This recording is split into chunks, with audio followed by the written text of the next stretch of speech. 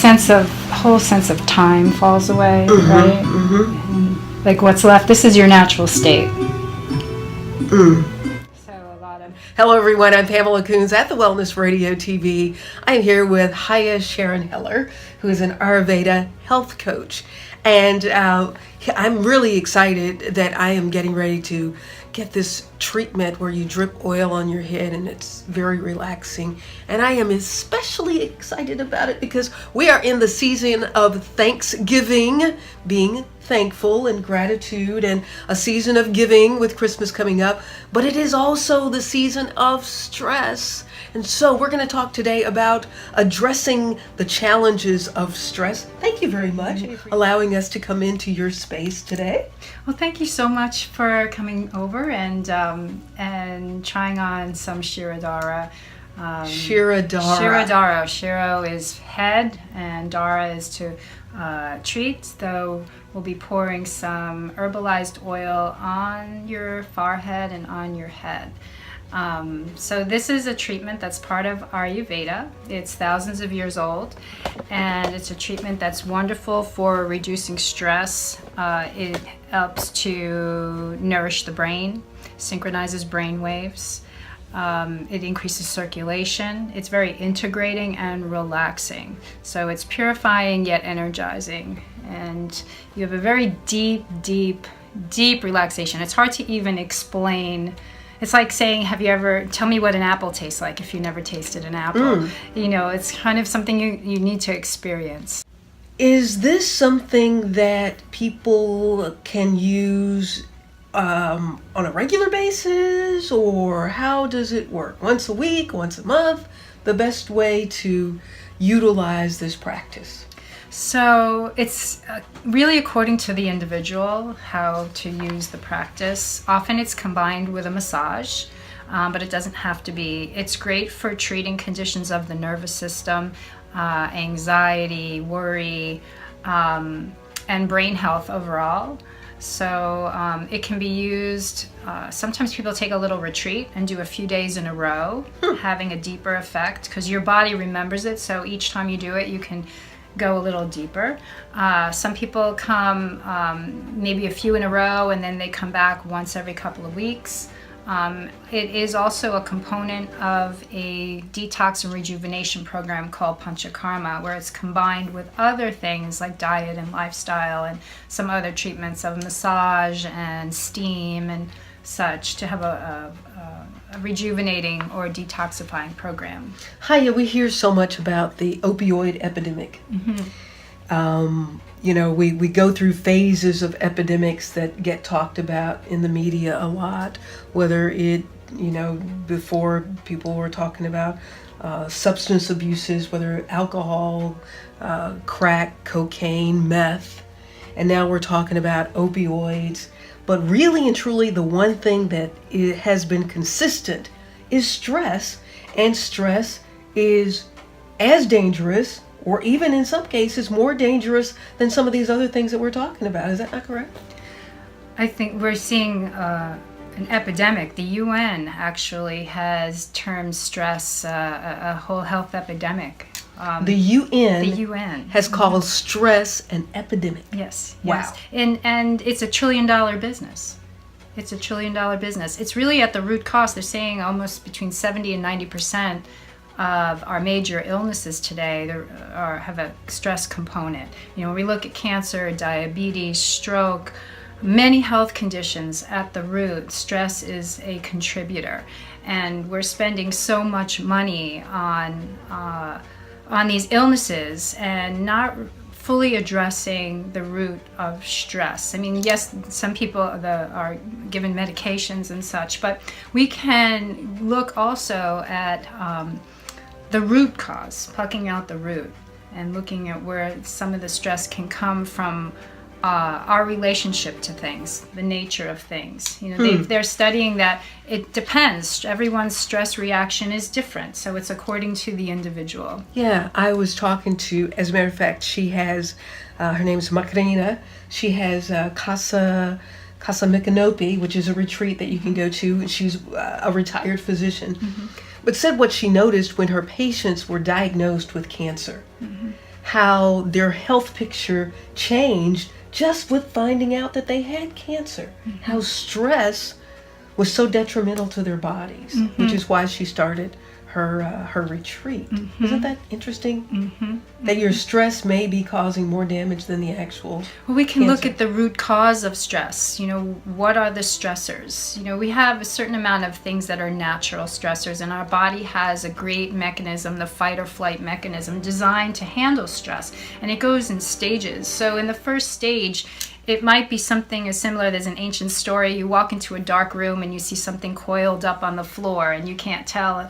If it's the old days, you may think, oh, it's a snake, and you have a whole reaction as if there's a snake. So this is like the fight or flight. You turn on the light and you realize it's just a piece of rope. So we can have these kinds of stress responses to things. Often the light isn't fully on and we're not fully seeing, or we're having a memory of something, or our conditioned patterns or our minds think things should be different than they are, or our responses to things cause us great stress. So there are ways we can shift our relationship and catch it before the stress response becomes more chronic and ongoing. It's not designed to live in that mode day in and day out. So as the voice of the stress gets louder, it's doing more harmful things to our body, our minds, our nervous system, and affecting our relationships, our performance in life. So starting to recognize your stress patterns early on, and then using techniques to relax and reset, this cognitive, they're saying stress can be cognitive. So we use the breathing techniques as well. Your breathing is a feedback loop to your mind, your emotions, and your cognition. So sometimes being able to pause and use some breath and shift your relationship to what's going on. And there's so many things that can cause people stresses, from not feeling that you have the picture perfect family for the holidays, the Hallmark family on the card, or that you're not going to have enough money to buy the right gifts or any gifts, that you're not going to be with a certain person, whether it's a loved one that's deceased or a relationship that's broken up. How do people deal with the various stresses that come with the expectations of the holidays?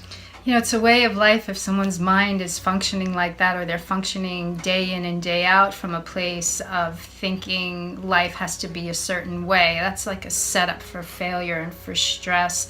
You're stressed out trying to get everything just the way your mind thinks it should be, rather than having a clean slate and just looking and being the observer to see how is it and how can I contribute. And contributing from a place of relaxation rather than getting frantic about things that have to be a certain way. Yeah, and even the promotions for Christmas is called the hustle and bustle. Just that little phrase in of itself makes you feel like, ooh. Yeah, do we have to buy into all of that? But we all have. Is there a way to, reframe our relationship to the holidays where we're, what's the vision and focus is to be able to have quality time with family or friends, or even if you're by yourself, to have contemplative time and using the subtleties of the joy of the season to help you grow as a person. And as we're trying to go through the hustle and bustle and the shopping for our family, for our children, how does that impact the children that you're working so hard to get gifts for? How do we transfer that stress that we're feeling onto the rest of our family members, and mainly our children?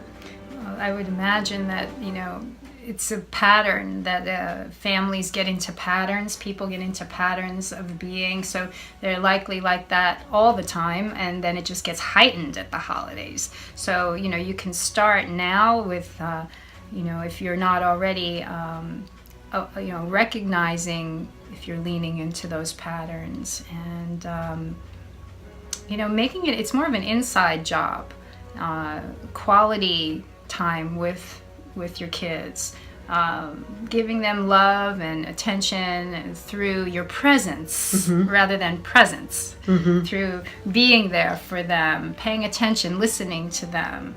But how do you talk kids through the Toys R Us commercials that are telling them that they're supposed to get presents, and then you say to your child, "But honey, I'm here with you." And you are not in the Toys R Us commercial, so they're not that happy that you're there with them. You know? So listen, I was having dinner with my little niece. She's 6 years old, Taylor. Hello, Taylor. And I said to her, "Taylor, I understand you had a birthday." She said, "Yes, I did. And you didn't get me a present." She's 6. Wow. Because everything tells these kids that they're supposed to get some things, and people go in debt and they're paying interest on some toys, and they don't, the kid doesn't even know where the arm for the doll is, and you're still paying on it. So how do we help our children? It sounds like a syndrome of everyone feeling separate and being validated on this level. And, when we let things like the advertising dominate kids rather than, being in nature, spending time together, and focusing on, maybe crafting things at home, cooking things, singing songs, playing games, and allowing things to be creative, thinking about others and how we impact other people at the holiday time. Explain to everybody this treatment that I'm going to get today and how it's supposed to get me all calm. Well, we're going to start with a massage to Pamela's head, face, neck, and shoulders. And then we're going to drip some herbalized oils that are warm on her forehead and on her head. And this stimulates many points on the head that relate to the nervous system. So it will, the oil will be moving across her forehead in specific patterns from side to side. So this opposite, going from side to side, is like a windshield wiper for your brain. It helps to purify and nourish the brain. There are places in the brain that are depleted when we have stress. The stress hormones, adrenaline and cortisol, affect the brain. And so if we catch it early on, we can use this treatment of oil to nourish and restore the brain. Is there has there been any work done on how this would help people with cognitive issues like Alzheimer's? Yes, it's been helpful for things like Alzheimer's and dementia. It really nourishes the brain. And it increases circulation so that plaques don't form as quickly. So the plaques are a lot of the culprit in Alzheimer's and dementia. Things blocking. So it's a combination of cleansing and rejuvenating. It takes you into a very relaxed place called the alpha state, where you have an experience of your mind being so still, where time and space just fall away, and what's left is actually your natural state of being, which is extremely relaxing. And most of us have not been there. Most people live their lives not very far, they live their lives removed from their natural state. Removed from my natural state of being. There's so much leaning into everything out in the world, the shopping, the this, the mind, the thoughts. I have to do this. I Work. have to, being the doer. Yes. So having breaks where that really becomes quiet and still, and you realize things spontaneously emerge when you're relaxed. I had a teacher once said to me, when you're stressed, you're good for nothing, and when you're relaxed, you're good for everything. When you're stressed, you're good for nothing. When you're relaxed, you're good for everything. Well, I am going to, that's pretty good. I like that. Start my treatment of Shirodhara, and I'll let you know how it goes. Let's get started. Okay.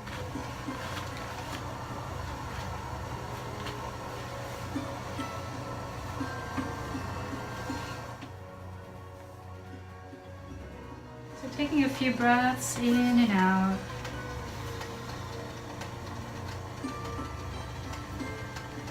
Exhaling, relaxing into the table.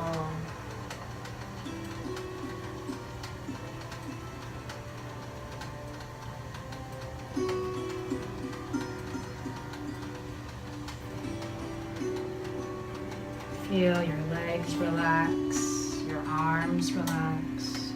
Feel your spine relaxing even a little more.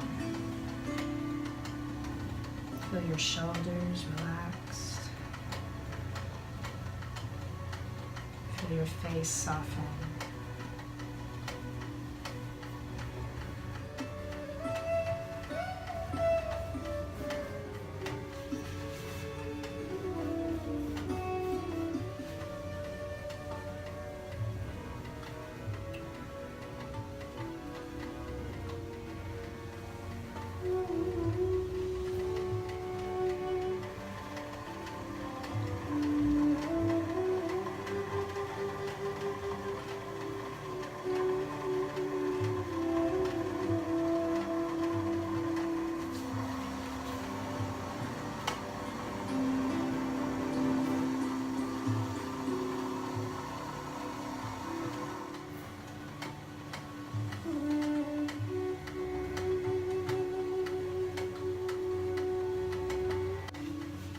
I'm going to cover your eyes.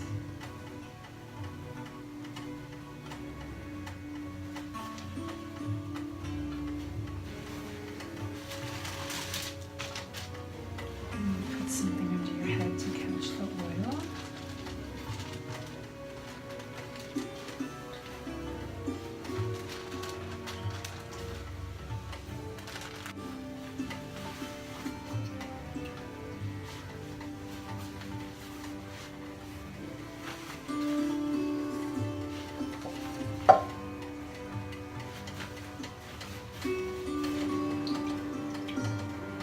So you're going to begin to feel some warm oil streaming on your forehead.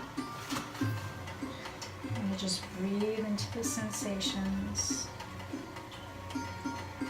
Allowing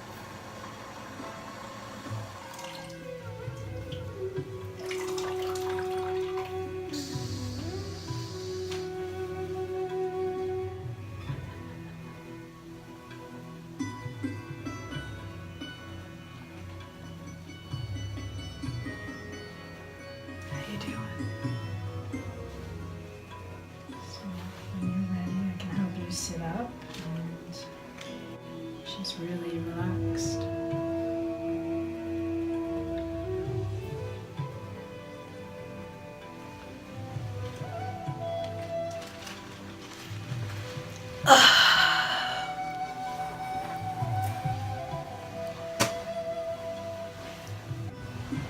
The whole sense of time falls away, right?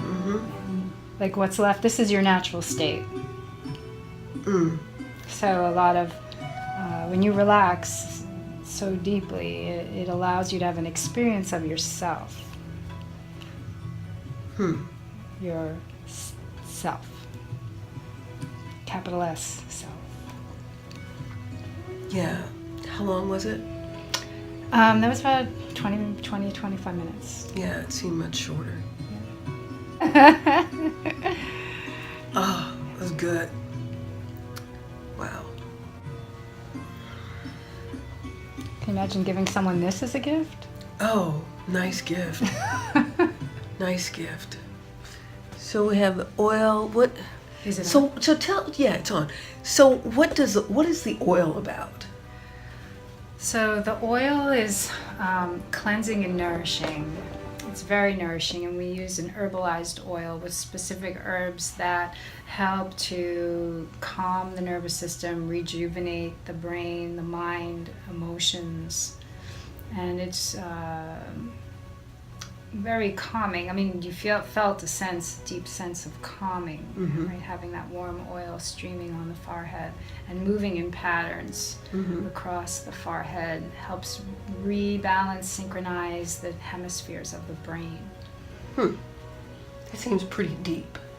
For something that's so simple, it's profound, it's subtle, but I think the greatest things in life are subtle. We expect these cacophonies of experiences. We're out there, a lot of people are overstimulating all their senses looking for these grand experiences, and they're actually just, they're fleeting, and when something so subtle of dropping into such a deep state of relaxation is actually giving you such a great sense of awareness of yourself. And people sometimes don't value things that are subtle or gentle. They're looking for bigger thrills, and of course those kinds of things may offer you some opportunity to discover aspects of yourself as well, but it's really good to discover ourselves in a more well-rounded way. Well, I got very, very relaxed. I fell asleep. That's not uncommon. Yeah. You probably needed it. Yeah. And so the more you do it, every time you do this, it can be different. Because you're different every time. And your body knows it now. That was your first time when when it's your first time, you don't know what to expect. There is that little edge because you're not familiar. But once you're familiar with it, your body and your mind gets to know it, you can drop in even quicker to the experience and relax even deeper. And what are the benefits? What should I be experiencing over the next 24 hours after something like this? For everyone it's different, and each time you do it, for every individual it'll be different. It peels away layers, so it just depends what's there. For some people, they just have a deep sense of calm and relaxation, and then later on or tomorrow you may feel an increase in energy and vitality.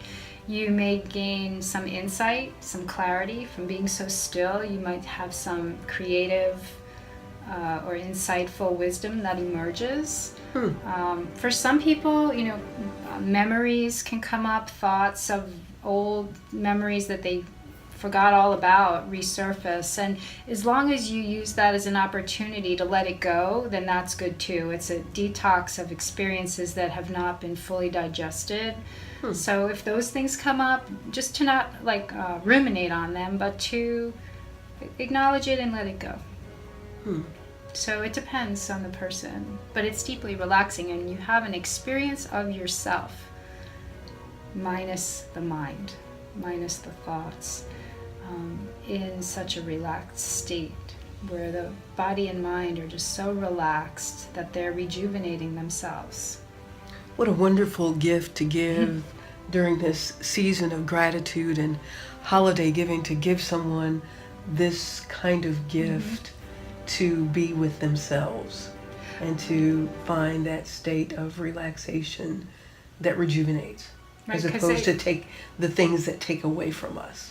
Isn't it like a gift when you give someone a gift, or you meet somebody, or you're with somebody? Don't they remember how you made them feel? So this is a gift that allows someone to feel something and experience something within themselves that's very purposeful. Can children do this? Yeah. Yes. How young? I mean, it really depends on the child for them to lay still. You know your child, for them to lay still. It's very good for any type of mental problem, mental illness, autism, brain injuries, things of that nature, anxiety, depression. Wow. It's very, very good, very good. I just experienced Shirodhara. Shirodhara, the practice of using oil and warm oil to help reset things with the brain, and that was very, very nice, having the oil on my forehead like that. Thank you so much. Thank you so much. Yes, Thank you for experiencing it. Yeah. I think it's important for people to know about these things, that they're available, and there are ways to take care of ourselves and the people we care about. Yeah. Well, thank you all so much for joining us, and I hope you will find a place in yourself that you can. Hey, what am I supposed to be saying? Hope you. I'm pretty relaxed. Treatment worked. Treatment successful. It did what it's supposed to do. Hope you can find a place in your area, or even just going to a quiet place in your home. But this would be a great gift to give.